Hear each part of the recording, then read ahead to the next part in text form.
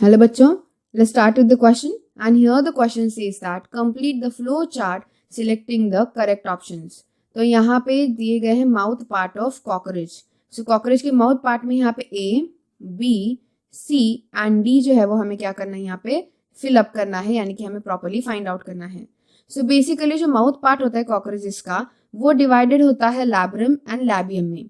तो लैब्रम के साथ क्या होता है मैंडिबल का पेयर और लैबियम के साथ होता है मैक्सिले का पेयर एंड विद दैट एक हाइपोफैरिंग्स होता है जो कि टंग की तरह काम करता है.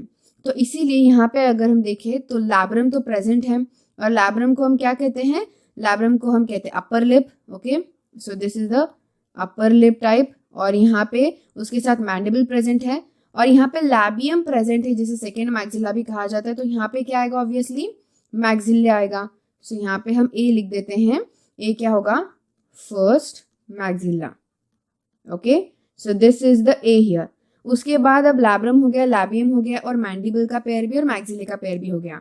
तो अब बच्चा क्या यहाँ पे, obviously that is the hypopharynx. तो अब यहाँ पे क्या होगा, हाइपोफैरिंग्स होगा. So here we will write it is the hypopharynx जो कैसे काम करता है, टंग की तरह एक्ट करता है. It acts like a tongue. Okay, so ये टंग की तरह काम करने वाला ये एक पार्ट हो गया. अब इसके ये जो अपर रीजन जो माउथ का हमने डिस्कस किया है उसके और सब पार्ट्स होते हैं तीन. कौन कौन से तीन सब पार्ट्स होते हैं, प्रोटोपोडिएट होता है फर्स्ट, नेक्स्ट एक्सोपोडिएट और फिर एंडोपोडिएट. तो यहाँ पे प्रोटोपोडिएट एंड एंडोपोडिएट गिवन है. तो यहाँ पे बच्चा है कौन सा, here there is remaining the exopodite. So exopodite is the another part, इसका सब पार्ट है एक्सोपोडिएट. उसके बाद अब जो प्रोटोपोडिएट होता है वो प्रोटोपोडिएट भी कैसा रीजन होता है, दो रीजन्स में डिवाइडेड होता है. एक होता है कार्डो एंड दूसरा होता है स्टाइप्स. सो दूसरा क्या होता है रीजन डिवाइडेड, स्टाइप्स. सो यहाँ पे जो एक्सोपोडिएट होता है ना वो एक आउटर रीजन है, एक लॉन्ग स्ट्रक्चर होता है, पोलिफेरस स्ट्रक्चर होता है.